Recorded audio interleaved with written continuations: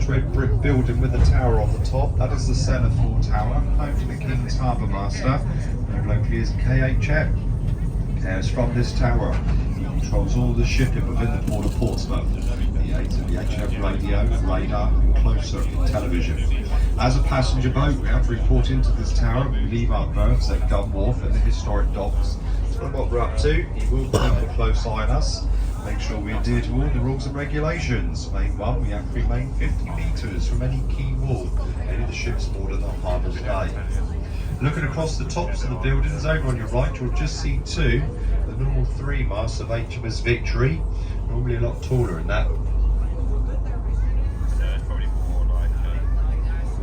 Well, she's undergoing a major refit.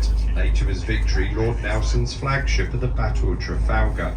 She was built in Chatham, launched May the 7th, 1765. Built as a first-rate 3-deck ship with 102 guns. She cost about £100,000 to build. In the early part of the 20th century, Victory was actually moored in the harbour.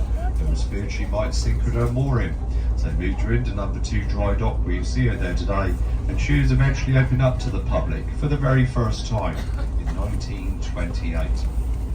Also on your right, we're passing the King's Stairs Jetty. It's here that Buster Crabbe dived in the water, April the 19th, 1956, never to be seen again.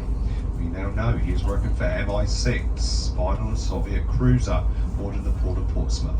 Mystery still surrounds his disappearance to this very day. Now very shortly, the buildings on your right, they do clear, and the stern of HMS Victory will come into view. As Victory comes into view, you'll notice on the back end the 3 sets of windows. The middle windows, there to be Nelson's cabins at the Battle of Trafalgar. Also see Victory still flying the white ensign, but she's still a commissioned warship.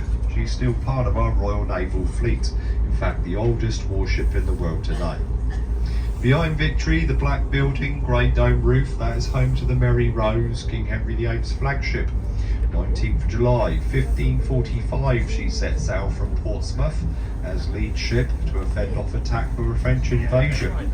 Unfortunately she sunk a mile off of Southsea Castle where Henry VIII was watching in horror. Remained on the seabed for over 400 years before being raised in 1982, brought back to Portsmouth where she's now on permanent display. Now we do have HMS Queen Elizabeth in port today. She was the first of the 2 aircraft carriers to be built at a cost of £3.1 billion each. Now she's 70,000 tonnes, 280 metres in length, 39 metres across. There's 11 metres of her under the water. From the flight deck down, she's actually got 9 decks. Propelled by 2 Rolls-Royce MT-30 turbines producing some 48,000 horsepower. Gives her a top speed of 26 knots with a range of 10,000 nautical miles. Now she's carrying the new F-35 Lightning Strike multi-role fighter planes, which were built over in America at a cost of £100 million each. Helicopters, she carries Chinooks, Apaches, Merlins and Wildcats. Now it depends on what she's sent out to sea to do, will depend on what aircraft she actually takes with her. There's 2 large lifts to get the aircraft from the hangar below up to the very large air deck.